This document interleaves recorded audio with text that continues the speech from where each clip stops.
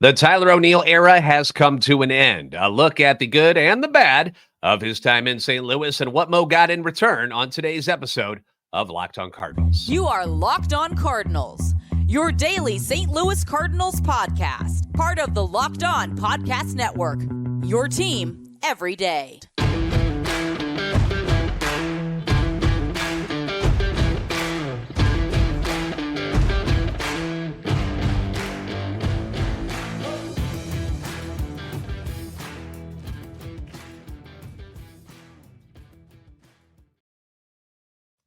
Hey there, Cardinals fans. I'm JD Haffern, and I'm a national radio sports anchor, born and raised in the Lou, and a lifetime Cardinals fan. And I'm your host for Locked On Cardinals, part of the Locked On Podcast Network, your team every day. Follow me on Twitter, X at JD Sports Radio, and the podcast at LO_Cardinals. I want to thank those of you who make Locked On Cardinals your first listen every day. We are free and available wherever you get your podcasts. You can also find us on YouTube. Make sure you like, subscribe, and comment. That way you're interacting with us. Hit the notification button so you know when new episodes are posted. This is a show serving Cardinal Nation and giving the best fans in baseball all of the info about the birds on the bat. Today's episode is being brought to you by our friends at FanDuel. Today's episode brought to you by them. Make every moment more. Right now, new customers get $150 in bonus bets with any winning $5 moneyline bet. That's $150 if your team wins. Visit FanDuel.com/lockedon to get started. All right, so welcome back to another episode of Locked On Cardinals.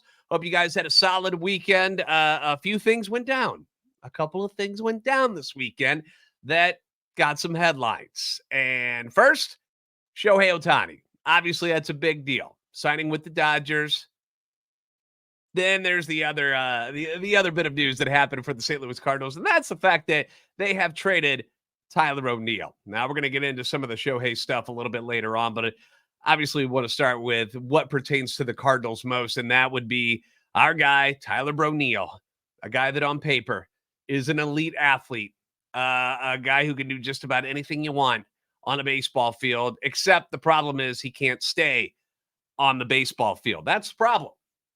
Friday night, I'm at the Blues and Blue Jackets game in Columbus, and I just knew. I had this feeling in my soul that something was going to happen, that something was going to go down. It was going to be important. And the one time I actually go out and do something that is not baseball related, it happens. Tyler O'Neill gets traded. So I'm pulling up to the arena and my phone just starts blowing up. I'm with a group of friends who are unfortunately are Blue Jackets fans, but and they're like, bro, your phone, Tyler O'Neill traded to the Boston Red Sox in exchange for two pitchers that most people have never really heard of. And I'll be honest, I didn't know who they were. When the alert came over, I was like, who are these guys?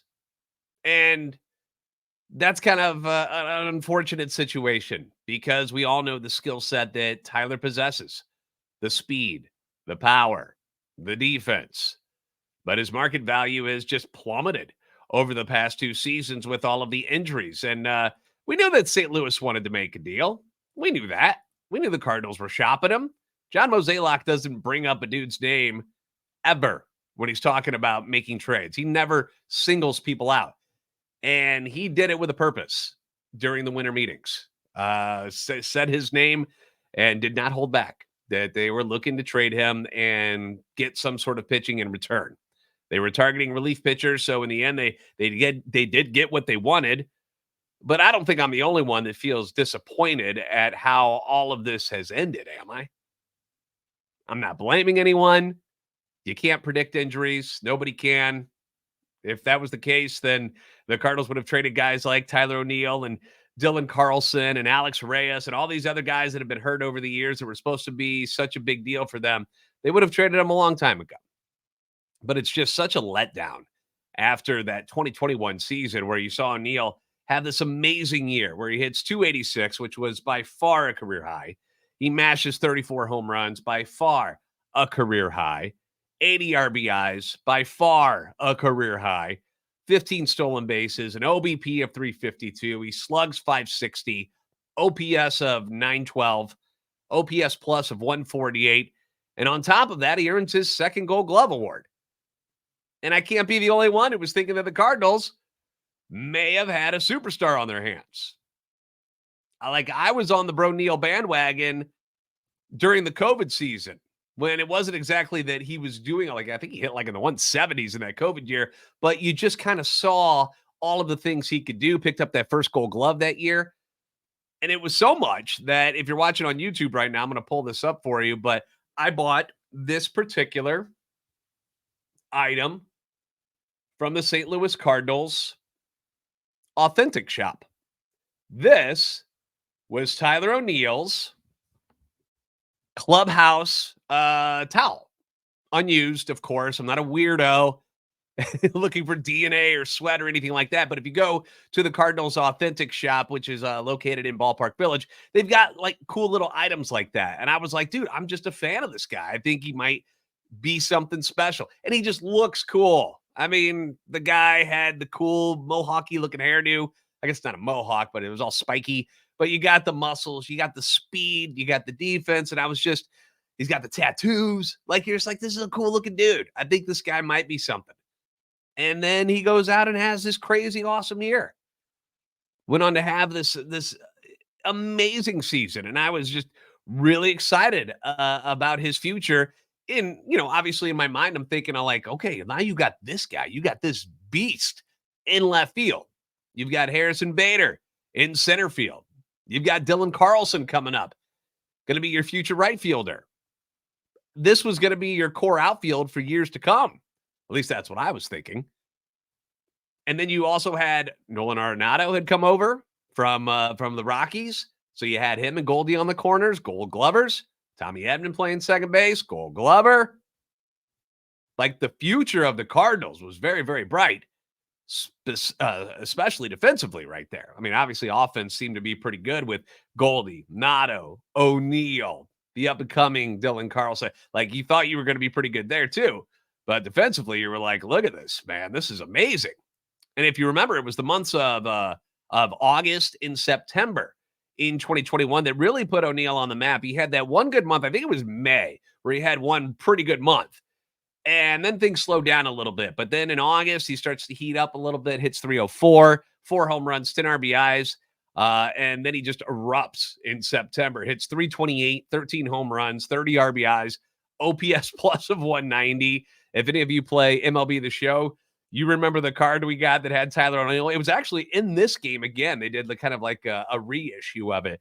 And he was so good. He could do everything except stay on the field. That's been the problem.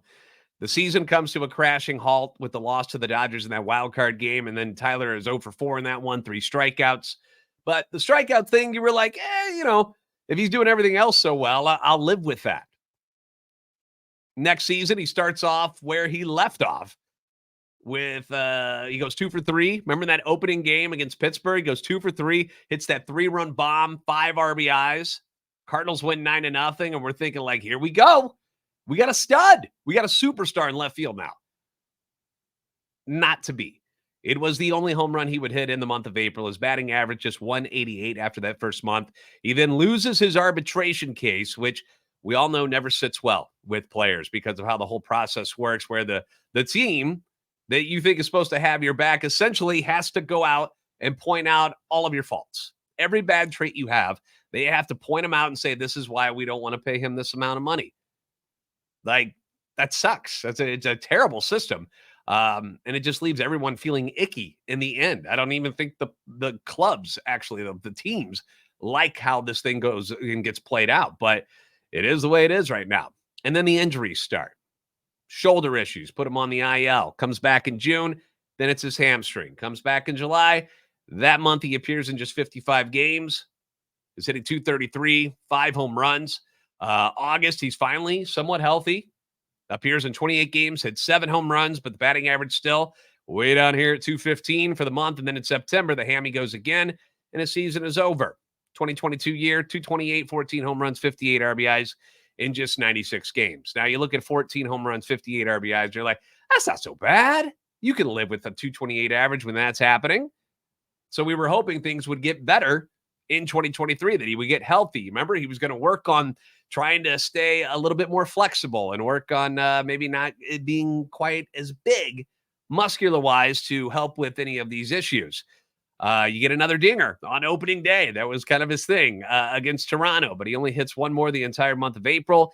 And then in the first week of May, the back issues began. At the time of his first IL stint in 2023, he's hitting 228, 2 home runs, 6 RBIs, and 34 strikeouts and 99 plate appearances over 29 games. And then we don't see him back for a long time. They don't get him back until July 20th, and he hits 324 over the final 10 games, but no home runs. August, 4 dingers in the first 7 games of the month, but just 3 over the final 29 games of the season while he's dealing with knee issues.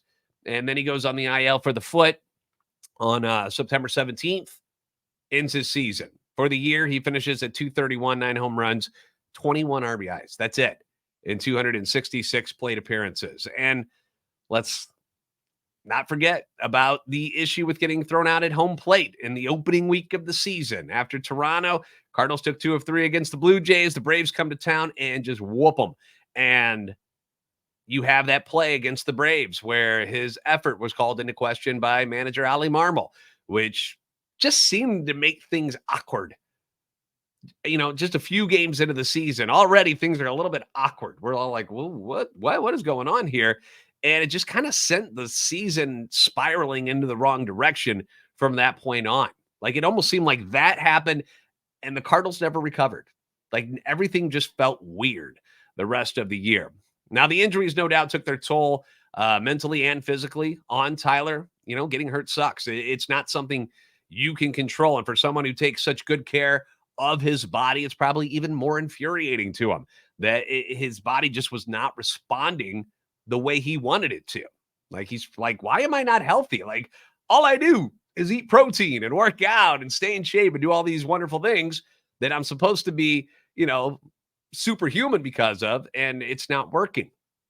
But after 2021, when he wasn't on the IL and was presumably healthy, his production has dipped. You know, his combined stats for 22 and 23 are as follows: 168 games played. So basically, you get him for half a season each year.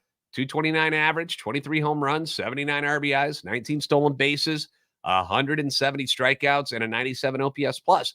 Now, if you were to get that in one season, you might not complain as much about what we got from Tyler O'Neill, but that's over the span of 2 seasons.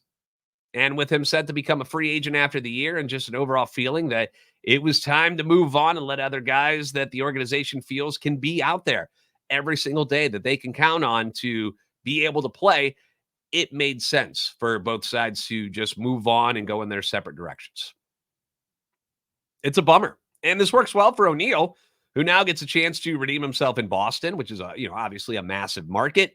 Lots of eyes will be on him, especially when they get that first Boston Yankees series going. And it's ahead of his free agency year. So he has an opportunity for a fresh start in a new city and to do what he does best, which is a lot of stuff that he can do defensively, power, speed, but he's got to be able to stay on the field. So he's going to get a chance to compete for everyday playing time, which is also something not guaranteed in St. Louis anymore.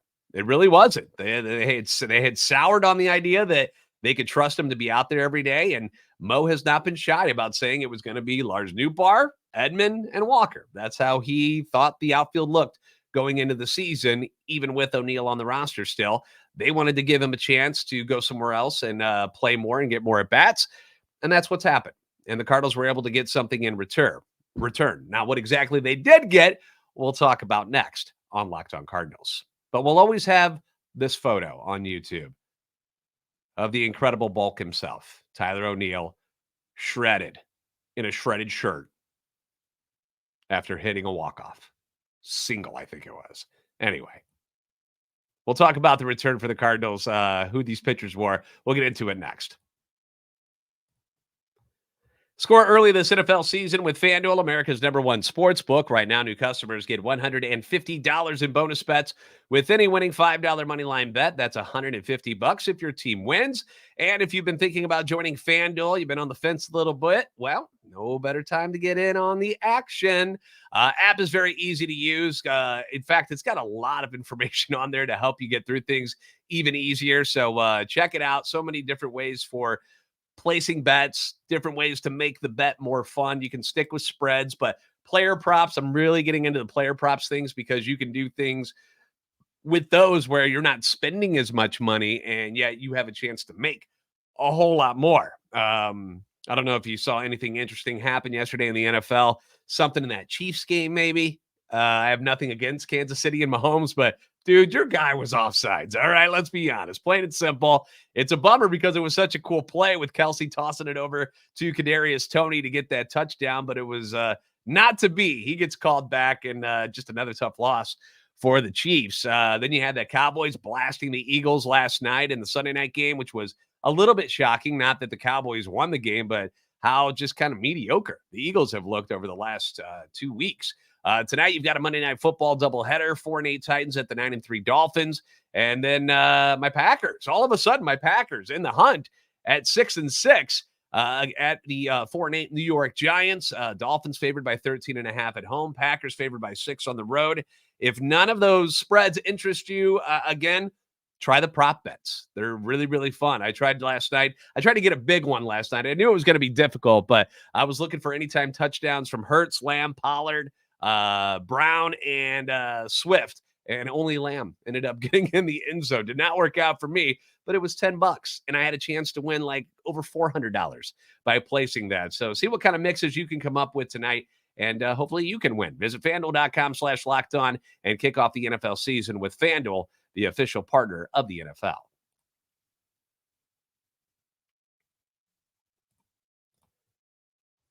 Locked On has launched the first ever national sports 24/7 streaming channel on YouTube. Locked On Sports Today is here for you 24/7, covering the top sports stories of the day with the local experts of Locked On. Our national shows covering every league as well. So go to Locked On Sports Today on YouTube and subscribe to the first ever national sports 24/7 streaming channel. So Tyler O'Neill goes to Boston, which reminds me, what do you guys think I should do with this whole towel thing now? What do I do with it? Where's it go? I mean, I guess I could use it to clean up things around the house, or use it to clean up the, wipe the car off after a car wash. I don't know. Let me know in the comments what you think about Tyler O'Neill going to Boston and what I should do with this clubhouse towel of his. But the Boston Red Sox had just sent out Alex Verdugo. Remember, they traded him to the Yankees. So they saved some money. Verdugo was making more than O'Neill is set to make. So essentially, the Red Sox get this lottery ticket type of player to man the outfield, and if they can keep him healthy, perhaps tap into the potential we saw in 2021. More power to you guys. We wish the best for Tyler O'Neill, but for the Cardinals, again, we were anticipating them targeting relief pitchers at this point. Bullpen help is what they were looking for with the excess outfielders. No matter who got traded, we had an idea that that's what they were looking at grabbing, was bullpen help. And they ended up getting that, and a starting pitcher to boot. In return for Tyler O'Neill, the Cardinals land relief pitcher Nick Robertson and minor league pitcher Victor Santos. Now, Robertson, 25 years old. I'm going to put a photo of him up on the YouTube right now. There he is, tossing for the Sox. 25 years old, going to be added to the Cardinals 40-man roster, while Santos, 23, will be assigned to a minor league roster in the coming days. John Mozeliak said this about the trade: as we look to add pitching depth as well as address concerns on potential playing time in the outfield, we felt the deal worked well in addressing both of those issues. We're excited to add Nick to our bullpen, and we feel Victor gives us added depth in our minor league system. So Robertson, former 7th-round pick out of James Madison in 2019, he is a massive human, 6'6", 265 pounds. Coming to you from Roanoke, Virginia. No surprise, his nickname, Big Country, like Bryant Reeves from back in the day. Remember that guy? Oklahoma State, I think, basketball player. Anyway, Robertson made his MLB debut with the Dodgers in 2023 before being traded to the Red Sox in July as part of the Kike Hernandez deal. Daniel Guerrero over at STLtoday.com, friend of the show, threw out some notes about the newest Cardinals reliever. Here's what he had to say as far as the pitch arsenal went. Robertson displays his 3-pitch mix of a fastball that averages 95 miles per hour, a changeup that regularly clocks in around 88, and a slider that hovers around the mid-80s per StatCast. Of the 3 pitches in his arsenal, Robertson's changeup was his second most used pitch last season. The off-speed pitch led to a 36.9% whiff rate and a 28.9% strikeout rate. Both of those figures were the highest among his 3 pitches this past season. When it came to facing right-handers, the changeup generated a 40% swing and miss rate, a 154 average, and a 231 slugging percentage, once again, according to StatCast. The swing and miss capability, something that the Cardinals have brought up before. That's what they wanted to and needed to add to their bullpen. And Robertson certainly has that. He has struck out 231 hitters over 184 and 2/3 innings in his minor league career. His accumulative record, 7-8, 3.61 ERA, 1.191 whip, and an 11.3 strikeouts per 9 this past season. At AAA, he struck out 58 hitters in 42 and 2/3 innings. So you got to be excited about the upside there. He wasn't great when he got up to the major leagues last year, but that's okay. Like, it's his first taste of the show. We're not going to freak out about it. That, he struggles a little bit. It's okay. Because he's shown throughout his career that he's been able to get things done. And the Cardinals need bullpen help. So doesn't hurt to add another arm. The other piece of the trade, Victor Santos, 23 years old. We'll throw up a picture of Victor here for you. There he is. 23, signed as an undrafted free agent by the Phillies at the age of 16 back in 2016 out of the Dominican Republic before he got traded to Boston in 2021. Now, the bad news is he did not pitch during the regular season this year in 2023 because of arm discomfort. Here's the write-up that Guerrero had about Mr. Santos. Before the injury, he came off a 2022 season during which he went 10-12 with a 4.97 ERA over 145 innings between Class AA Portland and Class AAA Worcester. Just over 100 of his innings in 2022 came with Portland. He faced 79 batters and allowed 56 runs in 19 Class AA outings. Logged 43 and 2/3 innings of experience at AAA. Saw a jump in his strikeout rate from 18.6 with Portland to 25.3 at AAA, but had a similar struggle at the new level as he held a 4.95 ERA and allowed a 276 batting average to opposing hitters. Good news, though, is Santos is currently back on the mound and pitching in the Dominican Winter League. Guerrero says that Santos owns a 2.96 ERA and is 3-0 in 7 outings. 5 of those are starts. He's logged 27 1/3 innings. He struck out 23 hitters while keeping opposing batters to 5 walks and 1 home run. He's allowed 29 hits and maintained a 1.28 whip so far this winter.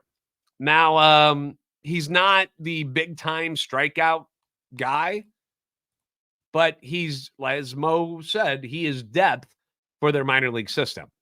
They just keep adding guys. They just keep adding them, and hopefully some of these guys hit. You know, a guy, Peter Bukowski, who does the Locked On Green Bay Packers podcast, he has a term that he likes to use, bites at the apple. You're getting a lot of bites at the apple here. The more arms you have, the better chance you have of them working out and somebody hitting and being something special for you. So they just keep bringing them in, and hopefully one of them pans out and becomes a useful piece for you. Robertson could be that guy this year. Most fans are not, when you look at the trade, they're not going to be thrilled with the return. And that's because we still see Tyler O'Neill as that guy from 2021 who made grown men like myself purchase towels with his name on it. You know, it was an exciting season, but the reality is Tyler O'Neill is an injury-prone power hitter who provides solid defense, can still run a bit, but strikes out a lot, is very streaky, and is about to reach free agency. The Cardinals weren't going to re-sign him. They seem content to go into next year, as I mentioned, with Newton left, Edman in center, Walker in right, and Dylan Carlson is the 4th outfielder, who will get starts against left-handed hitters because he can't hit right-handers, but he mashes against the lefties. That's fine. Alec Burleson is going to be your 5th option. And perhaps at some point you see Victor Scott make his way to the major leagues. And they got a couple of arms in return, one of which will hopefully be impactful this year in Robertson. The argument will be, why didn't you package him with other guys to go get Cease or Glasnow or Bieber? And again, I'll reiterate that perhaps those teams didn't want Tyler O'Neill for all of the reasons I just listed. He's got potential, But over the last couple of years, you haven't been able to see it. There has to be a want on both sides to make a deal. And if those other teams are like, I don't really have an interest in Tyler O'Neill, nothing you can do about that. But speaking of deals, one did go down over the weekend, and wow, Shohei Ohtani.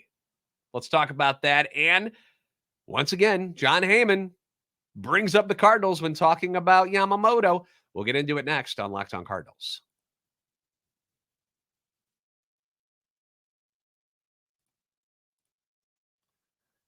Locked On has launched the first ever national sports 24/7 streaming channel on YouTube. Locked On Sports Today is here for you, covering the top sports stories of the day with the local experts of Locked On, plus our national shows covering every league 24/7.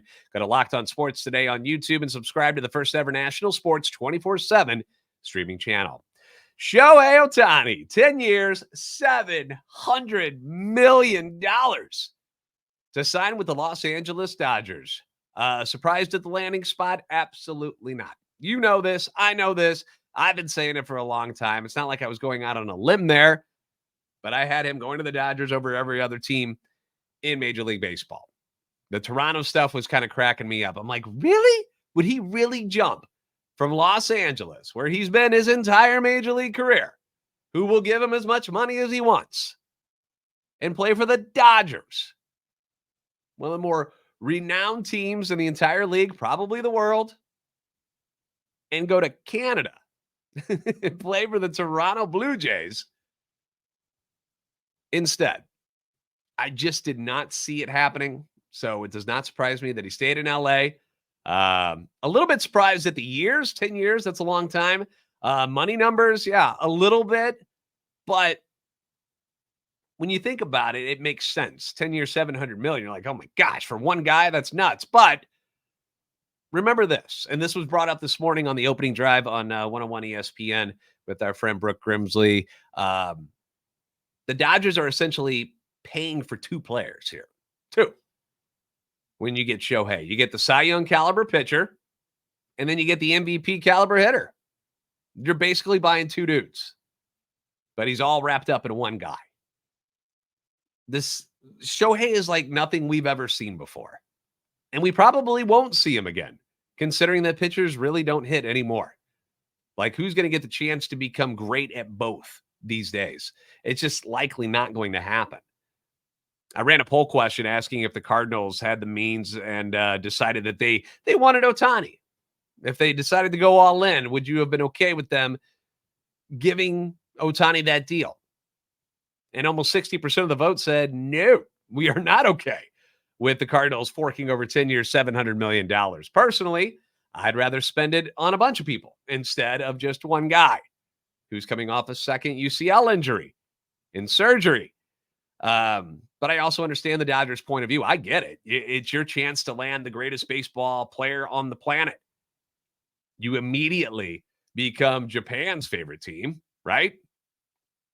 And you add him to a lineup that is already just stacked in the first place with Mookie Betts, Freddie Freeman, Will Smith, Max Muncy, James Outman, former Cardinal legend, Jason Hayward. And perhaps they add somebody else. Who knows? They might. And if when he comes back to pitch, which is likely in 2024, not this year, you get him into a rotation with a bunch of young guys like Bobby Miller, Walker Buehler, Dustin May, Tony Gonsolin, and some other young prospects that they have coming up. I mean, we've talked about before when trading Nolan Arenado to the Dodgers was something that people were discussing, all of the pitching talent that they have coming up through their system. And you throw him into that mix with all of them. Not a bad idea. It makes perfect sense. And according to Jon Heyman, there's still talk that they're in the Yoshinobu Yamamoto sweepstakes, if you can believe that. Wouldn't that be something if they got both of them? People are going to lose their minds if that happens. But according to Jon Heyman, he's in the mix with the Dodgers, the Mets, the Yankees, which is where I think he goes, Red Sox, Cubs, Phillies, Giants, Angels, Tigers, Diamondbacks, and the Cardinals. Jon Heyman continues to put the Cardinals' name into his mentions when he brings up things about Yoshinobu Yamamoto. Although John did say in his tweet that things have gotten a bit rich for a couple of those teams. because Heyman also said that the Yamamoto deal is starting to push its way up to the $300 million mark. And that wouldn't shock me either, because again, these owners of the big market teams don't care. It's not a big deal to them to spend all of that money. And they're not going to get outbid, which is why it's going to be very difficult for the Cardinals to ever land somebody of this magnitude, because the Cardinals aren't willing to do that. It's just not what they're going to do. This is a 25-year-old pitcher, the best Japan has to offer, at least at this time. He has dominated there. So if you were going to splurge on any of the remaining free agents that are starting pitchers, he's going to be the number one guy to do it on.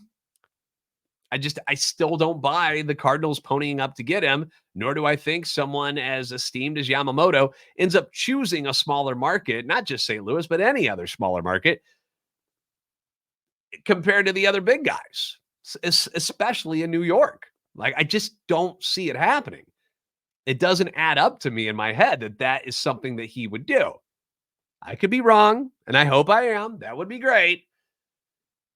But I'm just saying, it's just not something that I think is going to happen. Now, Katie Wu from The Athletic does not pour water all over our little fire here about all of this. She continues to say, don't rule the Cardinals out from adding another starting pitcher, but she does expect them to ramp up the pursuit of a back-end reliever next, most likely through free agency. So we'll stay tuned for that. But as of right now, I think that's what their focus is on. I don't really see them making a trade for Dylan Cease or Tyler Glasnow or Shane Bieber, any of these guys right now. I think the focus is going to be on the bullpen. I think it's going to be, I still think Matsui from the international market is somebody that is something to keep an eye on. But we'll see. We'll see. The Yamamoto domino will be the next one to fall, and that's when things will really start to get interesting with guys like Blake Snell and Jordan Montgomery, because that's what they're all waiting on as far as what their deal is going to look like and where they're going to go. So things will get moving a little bit quicker here now that Ohtani has fallen. All right. Thanks for making Locked On Cardinals your first listen every day. If you haven't already, give us a follow on Twitter at @LO_Cardinals and at JD Sports Radio. Like and subscribe on YouTube. You guys are the best fans in baseball for a reason. And I will see you next time on Locked On Cardinals.